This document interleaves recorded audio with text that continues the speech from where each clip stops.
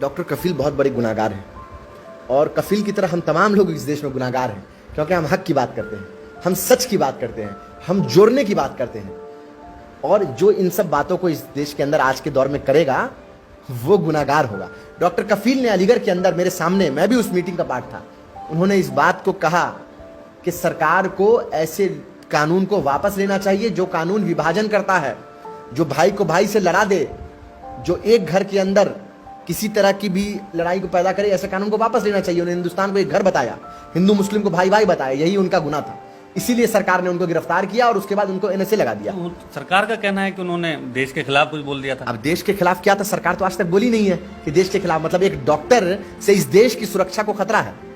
एक डॉक्टर से जो देश को जोड़ने की बात कर रहा है, जो 200 लोगों को अपने पैसे पे सिलेंडर मंगवा के गोरखपुर ट्रेजेडी के दौरान बचाता है, उसकी जिंदगी को बचाता है, जो भगवान के अवतार में उस वक्त आ जाता है और बच्चों की जिंदगी बचाता है। तो आप एएमयू से हैं और आपने डोंगे जी का नाम भी ले दिया।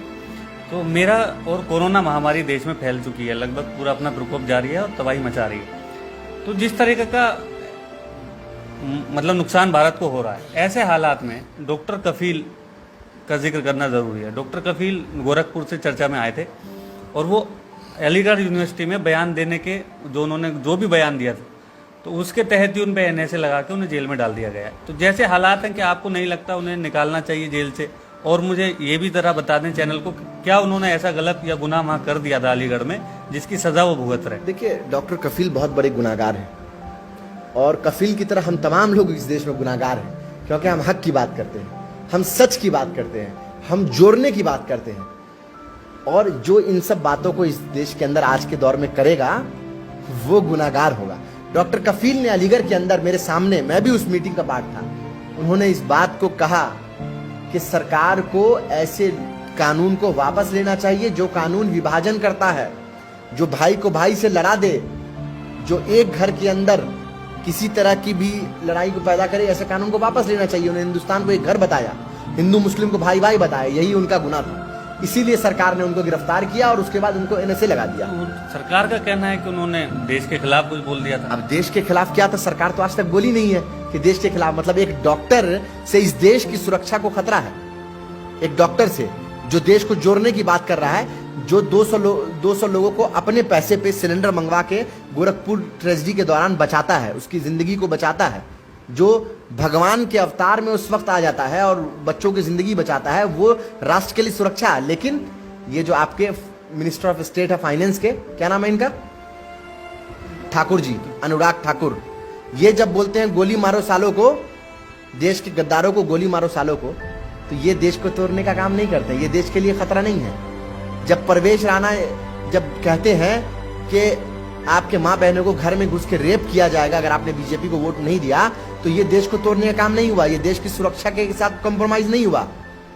जब कश्मीर के अंदर एक डीएसपी पकड़ा जाता है जो छुट्टी पे होता है, और उस डीएसपी को पकड़ा जाता है स्नूपिंग करते हुए, उस डीएसपी को पकड़ा जाता है आतंकवादी गतिविधियों में शामिल होते हुए, तो वो देश के लिए खतरा नहीं होता है। लेकिन देश के लिए खतरा डॉक्टर कफील हो जाएंगे, देश के लिए खतरा मीरान हैदर हो जाएंगे, देश के लिए खतरा हम और आप हो जाएंगे। ये तो विडंबना है इस देश की।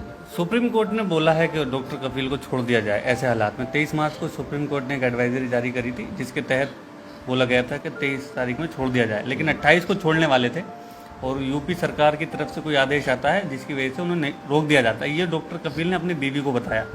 तो मेरा यही सवाल है कि आप भी काफ़ी चीज़ें जानते हैं, तो क्या जैसे हालात हैं, कम से कम ज़रूरत को समझते हुए डॉक्टर कफील को रिहा नहीं करना चाहिए कोरोना से लड़ने के लिए? उससे पहले मैं एक बात पे कहूंगा आपको कि सुप्रीम कोर्ट के डिसीजन को एक स्टेट गवर्नमेंट ने रोक दिया। आप समझ रहे हैं?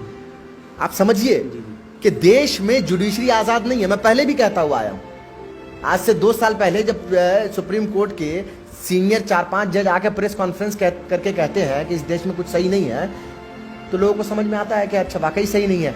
आज वो चीज दिख रही है कि सुप्रीम कोर्ट ये कहती है कि नहीं, जिन लोगों को सरकार ने, पुलिस ने केस लगाया, उनको गिरफ्तार करके छोड़ा जाए, जो गिरफ्तार उनको छोड़ा जाए, उसमें डॉक्टर कफील का भी नाम था, उसको राज्य की सरकार ने रोक दिया।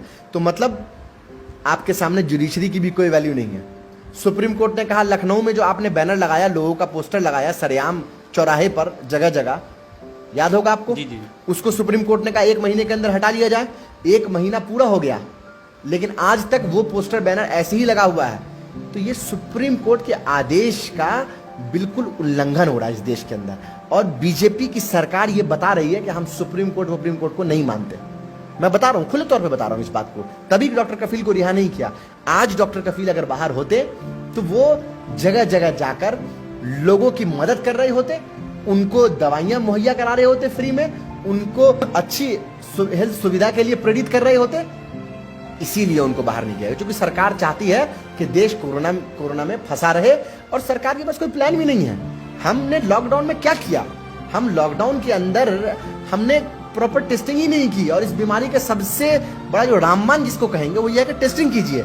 जब तक आप टेस्टिंग नहीं करेंगे आपको पता ही नहीं चलेगा कि आपके पास पेशेंट कितने हैं। लॉकडाउन है, अच्छी बात है, मैं प्रधानमंत्री के इस चीज का मैं सहयोग करता हूं कि लॉकडाउन होना चाहिए, बिल्कुल होना चाहिए। हम लोग भी बिल्कुल पूरा पालन कर रहे हैं, घर के अंदर भी मास्क लगा के बैठा हूं, ठीक है। तो अब ये समझिए, बार बार हम लोग हाथ भी धो रहे हैं, ठीक है, लोगों से मिलना जुलना भी नहीं हो रहा है, और जरूरत के हिसाब से अगर ग्रोसरीज भी लेने जा रहे हैं तो उसमें सोशल डिस्टेंसिंग का ख्याल रखा जा रहा है, तमाम चीजें कर रहे हैं। और मैं आपके माध्यम से सारे दर्शक से ये कहना चाह रहा हूं कि सोशल डिस्टेंसिंग का पालन कीजिए। कोरोना से हम लोगों को एक साथ लड़ना है, और जहां भी निकले मास्क पहन के निकले, जरूरत के हिसाब से निकले, लेकिन सवाल भी करेंगे। सवाल ये करेंगे कि टेस्टिंग किट कहां है, टेस्टिंग क्यों नहीं हुई, पीपीई क्यों नहीं प्रॉपर है, मास्क क्यों नहीं पहुंच रहा डॉक्टर्स के पास, ये तमाम क्वारंटाइन फैसिलिटीज जो है वो अभी तक पेशेंट्स को नहीं मिल रही है सही से, ना डॉक्टर्स को सही से मिल रही है। ये तमाम सवाल हम करेंगे, क्योंकि अभी तक ये कुछ नहीं हुआ।